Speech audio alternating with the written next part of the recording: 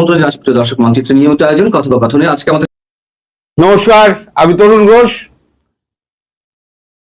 মার্কিন যুক্তরাষ্ট্রের কাছে নিজের জবাবদিহি করতে, মানে বাংলাদেশ আর্মির জবাবদিহি করতে আজকে 29 তারিখ, আজকে ভোরবেলাতে আমেরিকার উদ্দেশ্যে রওনা হয়েছেন ওয়াকারুজ্জামান। তিনি 29 থেকে 2 এপ্রিল পর্যন্ত সেখানে 29 থেকে 2 মে পর্যন্ত, এপ্রিল পর্যন্ত, মানে আজ 29শে মার্চ থেকে 2 এপ্রিল তিনি যাবেন, গিয়ে সামরিক কর্তাদের সঙ্গে বৈঠক করবেন। বৈঠক কি ব্যাপারে? 31শে মার্চ তাদের একটা গোপন বৈঠক আছে বিশেষ করে পেন্টাগনের সঙ্গে, এবং উচ্চপদস্থ যে সমস্ত সেনাকর্তা থাকবেন তাদের সঙ্গে। এই যে একটা এগ্রিমেন্ট হয়েছিল মার্কিন যুক্তরাষ্ট্রের সঙ্গে বাংলাদেশ আর্মির, একটা এগ্রিমেন্ট হয়েছিল, সেই এগ্রিমেন্টে বেশ অনেকগুলো পয়েন্ট ছিল। এই এগ্রিমেন্টের ব্যাপারে কিন্তু ইউনূস জানতেন। ইউনূসেরটা যেমন ওয়াকার জানতেন, ওয়াকারেরটা তেমনি ইউনূস জানতেন।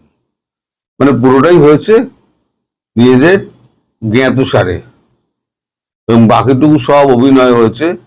আমি তোমার সঙ্গে কথা বলবো না, তোমার সঙ্গে দেখা করবো না, সবই তোমার অভিনয়, সত্য কিছু নয়। তো যাই হোক, এখন এই যে মিলিটারি প্যাক্ট যেটা হয়েছে, সেই মিলিটারি প্যাক্টের মধ্যে কোন কোন বিষয়ে মানে অগ্রগতি হয়েছে, কোন কোন বিষয়ে অগ্রগতি হয়নি, কোথায় কোথায় আটকে আছে, তার ডিটেইল রিপোর্ট ওই 31শে মার্চ যে বৈঠক হবে সেই বৈঠকে মানে উনি হ্যান্ড ওভার করবেন। তাছাড়া $2.5 বিলিয়ন একটা দীর্ঘমেয়াদী অস্ত্র কেনা বেচার একটা চুক্তি হয়েছিল, $2.5 বিলিয়ন। সেই চুক্তিটা মানে কতদূর কি হলো তার সমস্ত নথিপত্র উনি নিয়ে গিয়েছেন সঙ্গে করে। মানে কত অগ্রগতি হলো সেই চুক্তিটার, সেটা নিয়ে গিয়েছেন। সেটা নিয়ে গিয়ে তাদেরকে পুরো বোঝাতে হবে। ওখানে খলিলুর রহমান থাকতে পারেন, আর থাকতে পারেন। তবে রামু ক্যান্টনমেন্টে একটা এয়ারবেসের আধুনিকীকরণের ব্যাপার আছে। সেই আধুনিকীকরণ কাজটা কতটা হয়েছে, কতটা হয়নি, সেই ব্যাপারে কিন্তু তাকে ডিটেইল রিপোর্ট দিতে হবে। এই জিনিসগুলো কিন্তু আপনার দেশ থেকে আমি পাইনি। এই খবরগুলো আমাদের দেশ থেকে পেয়েছি, এটা প্রথমেই বলে দিই। আপনার দেশেও নিশ্চয়ই বেরোবে, আজকে না হোক কালকে বেরোবে। তো আধুনিকীকরণের মধ্যে কি আছে? আধুনিকীকরণের মধ্যে আছে বিশেষ র্যাডার, নজরদারি র্যাডার সিস্টেম বসানো। এই যে $2.5 বিলিয়ন যে চুক্তিটা হয়েছে অস্ত্র কেনা বেচা, তার মধ্যে র্যাডারও রয়েছে। এই র্যাডার গুলো ওই রামু ক্যান্টনমেন্টের ওখানে যে একটা বিশেষ এয়ারবেস হচ্ছে, সেই এয়ারবেসে মার্কিন র্যাডার বসবে। এই মার্কিন র্যাডার যখনই বসবে না, তখনই ভারতের সঙ্গে তারেক রহমানের একটা জোর গন্ডগোল লাগবে। খবরটা আমাদের কাছে যখন পৌঁছেছে তখন নিশ্চয়ই নড়াচড়া ভেতরে শুরু হয়েছে। তা আমি এখন ভেতরের খবরটা তো জানি না, আমি বলতে পারবো না। তবে ভারত খুব কড়া নজর দিয়ে দেখছে, মানে নজর রাখছে যে ঘটনা কোন দিকে যায়। আর ওয়াকারুজ্জামান খুব খেলোয়াড় লোক। তিনি যাওয়ার আগে মার্কিন যুক্তরাষ্ট্রকে একদম মানে সাহায্য করে তিনি সম্ভবত যুক্তরাষ্ট্রের একটা মানে এ নিয়ে নাগরিকত্ব নিয়ে তিনি যুক্তরাষ্ট্রে চলে যাবেন। তার জন্য যুক্তরাষ্ট্রের সঙ্গে যত রকম সদ্ভাব গড়া দরকার উনি সেই রকম ভাবে কাজ করছেন, এবং তাকে সাহায্য করছেন খলিলুর রহমান, যিনি ওই বৈঠকে উপস্থিত থাকবেন। এদিকে আপনাদের যে ইউনুসের তো অনেকদিন কোনো খবর নেই। ইউনুসের আছে তো জাপানে, অনেক কি করছে খবর রাখেন? ইউনুস জাপানে গিয়ে ওখানে আপনার যে সমস্ত রয়েছে, ইন্দোনেশিয়ার প্রাক্তন প্রধানমন্ত্রী, জাপানের প্রাক্তন প্রয়াত প্রধানমন্ত্রী, তার স্ত্রী, মালয়েশিয়ার প্রাক্তন প্রধানমন্ত্রী, তাদের বিভিন্ন জনকে দিয়ে উনি তারেক রহমানকে ফোন করাচ্ছেন। ফোন করিয়ে তাদেরকে দিয়ে মানে তাকে রাষ্ট্রপতি করানোর জন্য মানে অনুনয় বিনয় করা হচ্ছে। তিনি ক্ষমতা থেকে ছড়বেন না, এই বয়সেও তার কিন্তু ক্ষমতার লোভটা রয়েছে। দেশটা 12টা থেকে 14টা বাজানোর পরে এখন বাকি যেটুকু বাকি আছে সেটুকু অন্তঃশ্বাস শূন্য করার জন্য তিনি রাষ্ট্রপতি হওয়ার জন্য উঠে পড়ে লেগেছেন। আর এই ফোনের তাগিদে মানে ফোনের জ্বালায় তারেক রহমানের অবস্থা খারাপ হয়ে গিয়েছে। তারেক রহমান শুধু এই ফোন ধরে বেড়াচ্ছেন আর একে ওকে জিজ্ঞেস হচ্ছেন কি করা যায়। এখন এই তো আমার পেছন ছাড়ছে না, ওখানে গিয়েও এই সমস্ত কল কবজা খাটাচ্ছে। তো যাই হোক, এখন তো আমরা বলতে পারবো না শেষ পর্যন্ত তারেক রহমান কি করবেন। তবে আমি শুনলাম আমাদের এখান থেকে আজ গতকালকে বোধহয় আপনাদের 5,000 টন পেট্রোল গিয়েছে, আরো ধীরে ধীরে যাবে। তা আমাদের তেলের সমস্যা মিটে গেছে, গ্যাসের সমস্যাও প্রায় মিটে গেছে। কালকে আমি একটি অটোয় করে আসছিলাম, অটো ড্রাইভারকে আমি জিজ্ঞেস করলাম আপনার গ্যাসের সমস্যা মিটেছে? বললো হ্যাঁ আমাদের গ্যাসের সমস্যা মিটে গেছে, আমাদের খুব বেশি লাইন দিতে হয় না, কারণ 8 ঘন্টা 45 মিনিট লাইন দিলেই আমাদের হয়ে যায়। তাহলে গ্যাসের সমস্যাটা মানে অটোর যে গ্যাস সিএনজি সেটা সমস্যা মিটে গিয়েছে। না আমরা জানেন যে গতকালকেও 2খানা জাহাজ আমাদের হরমুজ দিয়ে চলে এসছে। ভারতীয় রণতরীগুলো এবং সাবমেরিন তাদেরকে পাহারা দিয়ে নিয়ে আসছে। আরো যে সমস্ত জাহাজ ওখানে আটকে আছে, আরো 18টা জাহাজ আটকে আছে, সেগুলোকেও ধীরে ধীরে পার করা হবে। তো এই হচ্ছে সামগ্রিক অবস্থা। 7 এবং 8 তারিখ এই যে মরিশাসে যে কথা মানে দেখা হওয়ার কথা আছে আমাদের জয়শঙ্কর পররাষ্ট্রমন্ত্রী জয়শঙ্করের সঙ্গে খলিলুর রহমান, আমি বলেছিলাম না যে অনেকগুলো প্রশ্নের উত্তর দিতে হবে। এই প্রশ্ন মানার মধ্যে কিন্তু এই প্রশ্নগুলো আছে যে ভারত বিরোধী কাজকর্ম কিন্তু এখনো চলছে, তারেক রহমানের জ্ঞাতসারেই চলছে। এমন নয় যে তারেক রহমান একদম বোকা মানুষ, তিনি কিছু জানেন না, তার অবর্তমানে সমস্ত কিছু হচ্ছে, তার অজ্ঞাতে সমস্ত কিছু হচ্ছে, তিনি সব জানেন, জেনে শুনে তিনি এই কাণ্ডটি করছেন। তবে এর জবাব কিন্তু খলিলুর রহমানকে দিতে হবে, কারণ খলিলুর রহমান এই বৈঠকে উপস্থিত থাকছে। এই যে মিলিটারি প্যাক্ট যেটা হয়েছে সেটা খলিলুর রহমানের উপস্থিত হয়েছিল, সেখানে ওয়াকার ছিলেন, সেখানে ইউনুস ছিলেন এবং সেখানে খলিলুর রহমান ছিলেন।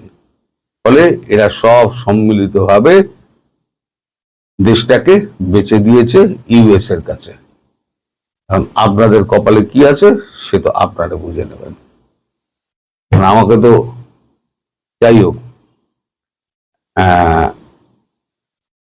আরো আমাদের তেল ফেল আসছে, তেল এলে বাংলাদেশে আরো তেল যাবে। বাংলাদেশের যা ছবি দেখলাম, তেলের জন্য একটা পেট্রোল পাম্পের সামনে লাইন দিয়ে, বাইক লাইন দিয়ে, সেখানে সব কম্বল টম্বল নিয়ে শুয়ে আছে। ছবিটা আমার কাছে এসছে, আমি আর দেখাচ্ছি না, এসব ছবি দেখাতেও খারাপ লাগে। কিন্তু আমাদের এখানে পেট্রোল পাম্পে কোনো ভিড় নেই, কোনো কিছু নেই, স্বাভাবিকভাবে চলছে। ভারত নিজের তেলের ব্যবস্থা নিজে করে। আসসালামু আলাইকুম রাহমাতুল্লাহি ওয়া বারাকাতুহু। সম্মানিত দর্শক, মধ্যপ্রাচ্যে যে যুদ্ধ, ইরান এবং আমেরিকার যুদ্ধ, এই যুদ্ধ এখন সম্ভবত ফয়সালার জন্য পৃথিবী থেকে আসমানে চলে যাচ্ছে। এবং এই যুদ্ধের ময়দানে এমন কিছু ঘটনা ঘটছে প্রায় প্রতিদিন, এবং গত প্রায় 1 মাস ধরে এমন কোনো ঘটনা আপনি যদি দেখেন একটার সঙ্গে অন্যটা মিলাতে পারবেন না। যখন যুদ্ধ শুরু হলো তখন দম্ভ ভরে আমেরিকা এবং ইসরায়েল বলল যে এই যুদ্ধ বড়জোর 48 ঘন্টা চলবে। আন্দোলনের লড়াই সংগ্রামের যে মাঠ আর যুদ্ধের মাঠ এক নয়। পৃথিবীর যত সব ডিসাইসিভ ব্যাটেল, এই সকল ডিসাইসিভ ব্যাটেলগুলো একদিন, 2 দিন, 3 দিনের মধ্যেই কিন্তু নিষ্পত্তি হয়ে যায়। কিন্তু যে যুদ্ধ প্রলম্বিত হয়, দীর্ঘমেয়াদে হয়, সে যুদ্ধে সবসময় আক্রমণকারী পরাজিত হয় এবং যারা আত্মরক্ষা করে তারা বিজয়ী হয়। আবার আমি বলছি, সিদ্ধান্ত গ্রহণমূলক যে সকল যুদ্ধ, যেগুলোকে বলা হয় ডিসাইসিভ ব্যাটেল, এগুলো 1 দিন, 2 দিন, 3 দিন এর মধ্যেই নিষ্পত্তি হয়ে যায়, জয় পরাজয়। কিন্তু যে যুদ্ধ প্রলম্বিত হয় 1 মাস, 2 মাস, 3 মাস, 4 মাস, 5 মাস, 6 মাস, 1 বছর, 10 বছর, এই সকল ক্ষেত্রে আক্রমণকারীরা পরাজিত হয় আর আত্মরক্ষা যারা করে তারা সবসময় বিজয়ী হয়। ইরান এবং আমেরিকার যে যুদ্ধ ঠিক এই পর্যায়ে এখন পৌঁছে গেছে। ইরানের যে আত্মরক্ষার বা বেঁচে থাকার আকুতি, টিকে থাকার যে প্রাণান্ত চেষ্টা, তার সঙ্গে ওই ভূখণ্ডের যত প্রাণী আছে, মানুষ এবং অন্যান্য প্রাণী, তারা প্রকৃতিগতভাবে একজন আরেকজনের সঙ্গে কাঁধে কাঁধ মিলিয়ে আমেরিকার বিরুদ্ধে লড়ছে আর আমেরিকা ইসরায়েলের বিরুদ্ধে দীর্ঘশ্বাস ছাড়ছে। চোখের সামনে সবকিছু জ্বলে পুড়ে ছারখার হয়ে যাচ্ছে। হাজার হাজার নয়, লাখ লাখ ভবন ধ্বংস হয়ে যাচ্ছে। হাজার হাজার মানুষের রক্তের হোলি খেলা শুরু করেছে আমেরিকা এবং ইসরায়েল। কিন্তু ইরান অবদমিত হয়নি। তাদের বড় বড় যারা শীর্ষ নেতৃবৃন্দ রয়েছেন একের পর এক হত্যাকাণ্ডের শিকার হচ্ছেন, কিন্তু এ জাতিকে দমানো যায়নি। কোত্থেকে শাহেদ ড্রোন আসছে, কোত্থেকে মিসাইল আসছে, কোত্থেকে সুপারসনিক মিসাইল আসছে, স্বল্প পাল্লার মিসাইল আসছে, মাঝারি পাল্লার মিসাইল আসছে, এবং এখন এমন সব মিসাইলের আশঙ্কা করা হচ্ছে যা কিনা ইরান থেকে সরাসরি আমেরিকাতে আঘাত হানতে পারে। এরকম 10,000 কিলোমিটার পথ পাড়ি দিতে পারে এরকম মিসাইল ইরানের হাতে আছে। এই আতঙ্ক আমেরিকার মধ্যে ছড়িয়ে পড়েছে। শুধু কি তাই, অনেকে বলা বলি করছে যে ইরান পারমাণবিক অস্ত্র পেয়ে গেছে, তার হাতে পারমাণবিক বোমা আছে এবং ইতিমধ্যে তারা এই বোমা বিস্ফোরণ ঘটিয়ে ফেলেছে, মানে পরীক্ষামূলক বিস্ফোরণ ঘটিয়ে ফেলেছে। সত্য মিথ্যা আমরা জানি না। অন্যদিকে যেটা হচ্ছে, ডোনাল্ড ট্রাম্প মূলত ইরানের রেজিম পরিবর্তন করার জন্য তিনি এই যুদ্ধ চালাচ্ছিলেন। উদ্দেশ্য দুটো। ইরানের যে রেজিম, তাদের সঙ্গে আমেরিকা এবং ইসরায়েল কোনো অবস্থাতে পেরিয়ে আসছিল গত 40টি বছর ধরে। কূটনীতিতে, অর্থনীতিতে, সামরিক প্রজ্ঞায় এবং মধ্যপ্রাচ্যে আধিপত্য বিস্তারের ক্ষেত্রে ইরান যে কৌশলতা অবলম্বন করে চলছিল, তার সঙ্গে এই দুটো রাষ্ট্র, সাম্রাজ্যবাদী দুটো রাষ্ট্র, পারছিল না। কাজে তাদের যত রাগ ইসলামী বিপ্লবিক বাহিনী, তারপর বিপ্লবিক সরকার, এদের ধর্মীয় নেতা এবং পুরো ইরানের যে সিস্টেমটা কাজ করছে তার উপর তাদের ক্রোধ ছিল অনেক অনেক বেশি। কাজে এই রেজিম চেঞ্জ করো আর তাবেদার কাউকে, রেজা শাহ পাহলভীর মতো কাউকে বসাও। আর ইরানের যে সকল মূল্যবান খনিজ সম্পদ রয়েছে, তেল, গ্যাস, স্বর্ণ, রৌপ্য, তাম্র, কয়লা, আর কত কি, এমন কোনো মূল্যবান ধাতব পদার্থ পৃথিবীতে নেই যেটি ইরানে না আছে। সবকিছু ইরানে আছে। অর্থাৎ ইরানকে দখল করো। তো এই কাজ করার জন্য তারা যে শক্তিমত্তা, যে দম্ভ, যে প্ল্যান, পরিকল্পনা নিয়ে তারা এগুচ্ছিল, এই পরিকল্পনার বিরুদ্ধে নিঃসন্দেহে আল্লাহ অতি উত্তম পরিকল্পনাকারী এবং অতি উত্তম প্রতিশোধ গ্রহণকারী। তিনি মজলুমের বুকে যে ক্রোধ জাগায়, তিনি মজলুমকে যেভাবে জাহেলের বিরুদ্ধে দাঁড় করিয়ে দেন, এতে করে পৃথিবীর যে রাজনীতি এবং যুদ্ধের যে কোর্স অফ অ্যাকশন, এটা পরিবর্তন হয়ে যায়, যেটি আমরা এই যুগের মানুষ অতীতে শুনেছি, অতীতকালের বহু ঘটনা পড়েছি, আর এই যুগে আমরা সেটা দেখলাম। অবিশ্বাস্য ইরানের পারঙ্গমতা, ইরানের সফলতা এবং টিকে থাকার যে লড়াই, এবং প্রতিপক্ষকে যেভাবে নাস্তা নাবুদ করে সারা বিশ্বকে তাক লাগিয়ে দিয়েছে, সেটি আমাদেরকে যার পরনাই আশ্চর্য করে তুলেছে। যে আমেরিকা রেজিম চেঞ্জের জন্য এই যুদ্ধ বাঁধিয়ে দিয়েছে, এখন ডোনাল্ড ট্রাম্পকে টেনে হিসড়ে নামানোর জন্য আমেরিকার প্রতিটি শহরে, বড় বড় শহরগুলোতে লক্ষ লক্ষ মানুষ রাজপথে নেমে এসেছে। এবং যারা এই কিছুদিন আগে ট্রাম্পের জন্য পাগল ছিল, সেই শ্বেতাঙ্গ মানুষ যারা আমেরিকা ফার্স্ট, তারাই এখন ডোনাল্ড ট্রাম্পকে ক্ষমতা থেকে টেনে হিসড়ে নামানোর জন্য রাস্তায় নেমেছে। এবং কোনো মার্কিন প্রেসিডেন্টকে তার মেয়াদকালে ক্ষমতা থেকে সরানোর জন্য যে দাবি তৃতীয় বিশ্বে হয়, এরকম দাবি আমেরিকাতে সচরাচর হয় না, কিন্তু ট্রাম্পের ক্ষেত্রে হয়। আমেরিকাতে বড় জোর আইনগত পদ্ধতির মধ্যে থেকে কাউকে কাউকে ইমপিচমেন্ট করার, সেই প্রেসিডেন্টের পদ থেকে তাকে বহিষ্কার করার যে দাবি অতীতে হয়েছে, কয়েকজনকে বহিষ্কার করা হয়েছে, কিন্তু গণ অভ্যুত্থান ঘটিয়ে, সামরিক অভ্যুত্থান ঘটিয়ে কোনো প্রেসিডেন্টকে ক্ষমতাচ্যুত করার ইতিহাস আমেরিকাতে নেই। কিন্তু এটা এখন ট্রাম্পের জন্য বিস্ফোরা হয়ে দেখা দিয়েছে। এবং আমেরিকাতে যদি বাংলাদেশের মতো এরকম গণ অভ্যুত্থান হয়ে যায়, শ্রীলঙ্কার মতো হয়, পাকিস্তানের মতো হয়, যেখানে তারা ডিপ স্টেট পলিসির মাধ্যমে অনেক খেলাধুলা করেছে, এটা এখন তাদের জন্য বুমেরাং যদি হয়, তাহলে তোমারে বুদ্ধি বেজে গোকুলে বাড়ি শেষে, বা অন্যের জন্যে কবর খুঁড়লে সেই কবরে নিজে কি মরতে হয়, এই অপ্তবাক্য এখন আমেরিকার জন্য অপরিহার্য হয়ে পড়ছে। তো যেটা বলছিলাম, যুদ্ধের দামামা বাজছে, চারিদিকে কান্না, আর সেই যুদ্ধের উত্তাপ সারা দুনিয়াতে ছড়িয়ে পড়েছে। আমরা যারা বাংলাদেশে আছি, আমরাও খুব সুখে নেই। আমাদেরকে আতঙ্ক তাড়া করেছে, বেঁচে থাকার আতঙ্ক। তেল, গ্যাস, কর্মসংস্থান, অর্থবিত্ত, শিল্প, বাণিজ্য সব কিছু তছনছ হওয়ার আশঙ্কা দেখা দিয়েছে। তারপরেও এই যুদ্ধের মধ্যে যখন আমরা দেখি প্রকৃতির আইন কাজ করছে, আল্লাহর আইন কাজ করছে, তখন কিছুটা হলেও স্বস্তি পাই। আজকের খবর হলো ইসরায়েল তছনছ হয়ে যাচ্ছে। তাদের আকাশ প্রতিরক্ষা ব্যুহ, যেটাকে বলা হয়, আয়রন ডোম দিয়ে তারা যেভাবে তাদের ভূখণ্ডটিকে বহিঃশত্রুর আক্রমণ থেকে আকাশপথে, বহিঃশত্রুর আক্রমণ থেকে আকাশপথকে নিরাপদ রাখার জন্য তারা যে সকল ইন্টারসেপ্টর মোতায়েন করেছে, অটোমেটিক ক্ষেপণাস্ত্র, automatic drone, automatic fighter plane, এগুলো সব তারা তাদের সীমান্তে মোতায়েন করেছে। ফলে আপনি যে কোনো জায়গা থেকে যদি একটা তীর ছুঁড়েন, একটা গুলি ছুঁড়েন, একটা বন্দুক ছুঁড়েন, একটা প্লেন যদি সীমান্ত দিয়ে অতিক্রম করতে চান, একটা টর্পেডো ছুঁড়েন সমুদ্র থেকে, একটি যাকে বলা হয় ক্ষেপণাস্ত্র ছুঁড়েন, ওটা অটোমেটিক সীমান্তের কাছাকাছি আসার সঙ্গে সঙ্গে ইন্টারসেপ্ট থেকে যে অস্ত্রটি দরকার সেই অস্ত্রটি গিয়ে সেটা আকাশে ওটাকে শেষ করে দেবে। এই যে ব্যবস্থা, পৃথিবীর মধ্যে সবচেয়ে সুরক্ষিত ব্যবস্থা ইসরায়েলে ছিল, এবং এটার নাম তারা দিয়েছিল আয়রন ডোম। পুরো ব্যবস্থা ভেঙে পড়েছে।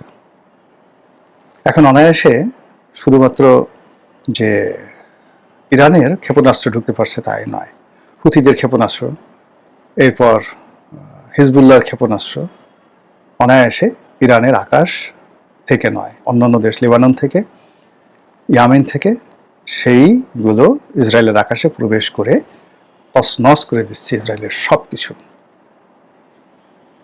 প্রথম দিকে যুদ্ধে হিজবুল্লাহ জড়ায়নি, হুতিরা জড়ায়নি, এখন তারা সরাসরি জড়িয়ে গেছে। এবং ইসরায়েল তার স্থল বাহিনীকে তারা লেবানন অভিযানে পাঠিয়েছে। এবং আপনারা জানেন যে অতীতকালে এই কাজ করে তারা যথেষ্ট সফল হয়েছিল। তারা একবার সিরিয়ার সাথে যুদ্ধ করেছে, লেবাননের সাথে যুদ্ধ করেছে, মিশরের সাথে যুদ্ধ করেছে, ফিলিস্তিনের সাথে যুদ্ধ করেছে, জর্ডানের সাথে যুদ্ধ করেছে, এবং প্রায় সবার ভূমি তারা দখল করে নিয়েছিল। পরপর 4টি যুদ্ধ হয়েছে, আরব ইসরায়েল যুদ্ধ।